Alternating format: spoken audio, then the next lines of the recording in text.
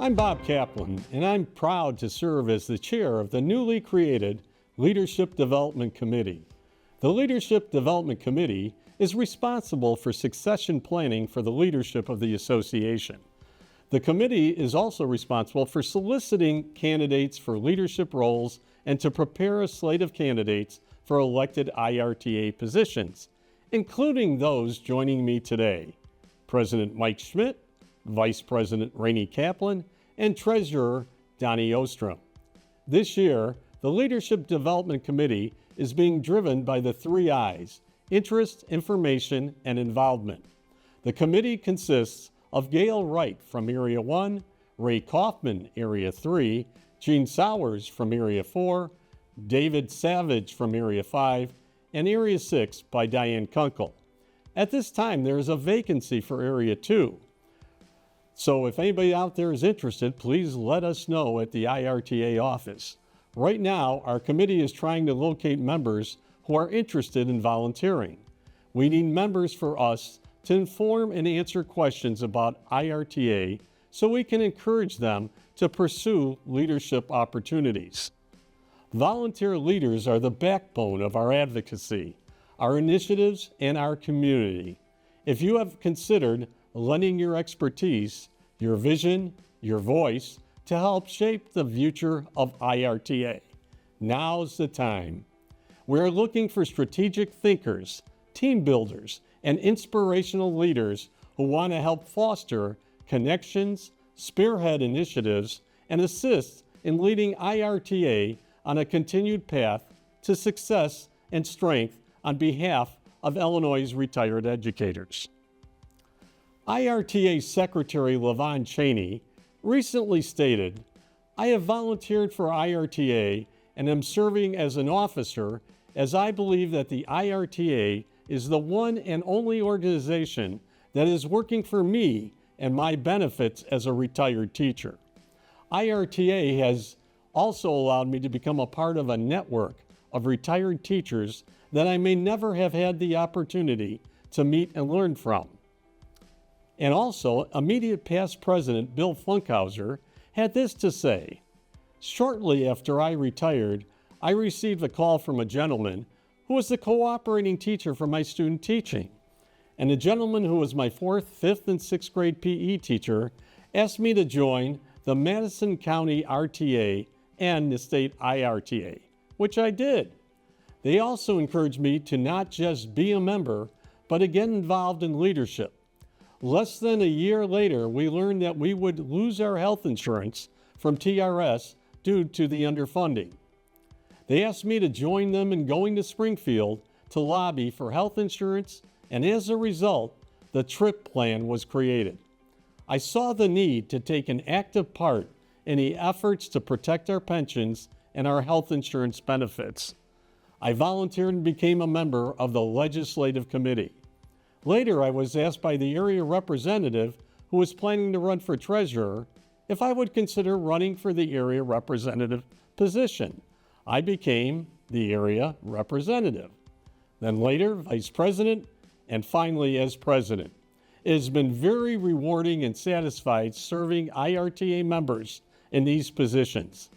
One of the things I find most enjoyable is meeting and getting to know dedicated IRTA members from all over the state. I would encourage everyone to get involved, whether it be in your local unit, as a state committee member, or even as a state officer. I want to thank LaVon and Bill for sharing their personal stories of pursuing opportunities to lead IRTA into the future. I'm excited to be joined today by the IRTA Vice President and Treasurer who responded yes to the invitation to serve in a leadership capacity for the Illinois Retired Teachers Association. At this time, I would like to ask the IRTA volunteer leaders from the association to share with the audience what is their why for volunteering their time to the IRTA. At this time, I think I'm going to start here with Donnie Ostrom. Donnie, what is your why for why you started to get active in the association? I first got involved in our local unit, which is Clinton County Retired Teachers, and then I saw the need for people to be involved at all levels. They passed Tier 2, and I looked at what teachers were going to receive from that Tier 2 level passage, and it just seemed it was time to make sure that we protected our pension and benefits. I got a call from a fellow by the name of Bob Pinkerton, who was president of the IRTA at the time, and he called me up and he said, "I have a job for you." And I said, "Well, what is that, Bob?" And Bob said, "I need a regional director." Little did he tell me I'd spend 6 years as the regional director. And when that finished, I became the treasurer when our other treasurer decided it was time to hang it up. And fortunate enough, I have been here. This is 5 years. I have one more, which will be 6. And really, it's paying it forward that those teachers who joined after 2010, the passage of Tier 2, they need someone to help speak for them. And I see that as an important part of my job. Well, thank you. And in fact, we're very happy that you came to the association and are doing a fine job as our treasurer. Thank you, Bob.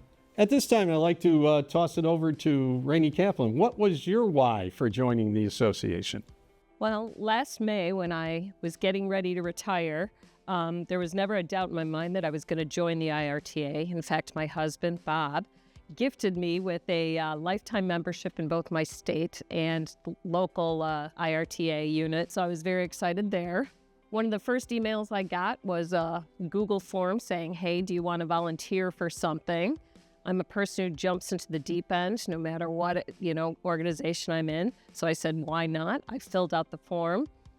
I found out that the IRTA was in desperate need of needing a vice president, and so I said, sure, why not?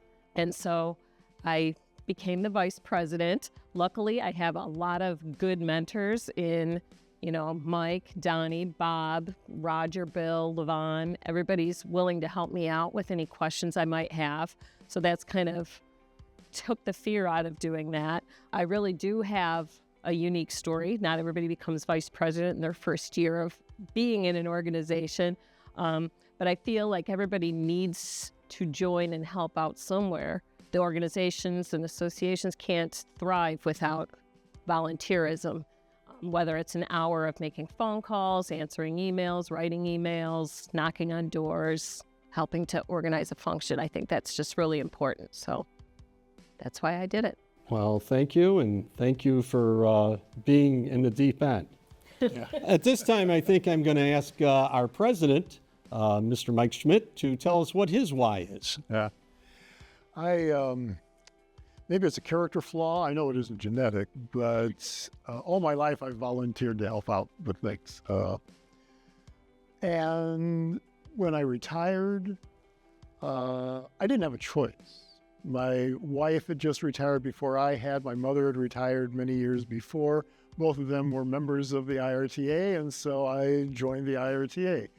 And it didn't take me long to realize that even though I belong to the Blackhawk unit, which is a pretty sizable unit up in Rock Island County, there's still a lot of opportunities to help out. And I started off on the membership committee, and then I became the membership committee chair, and then vice president and president.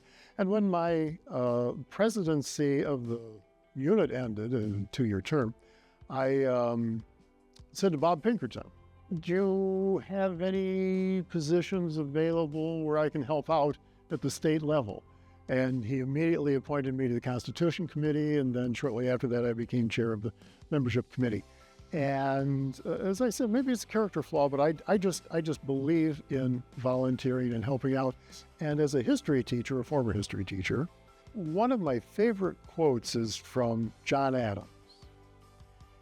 And Adams said, there are only 2 creatures of value on the face of the earth, those with commitment and those who require the commitment of others.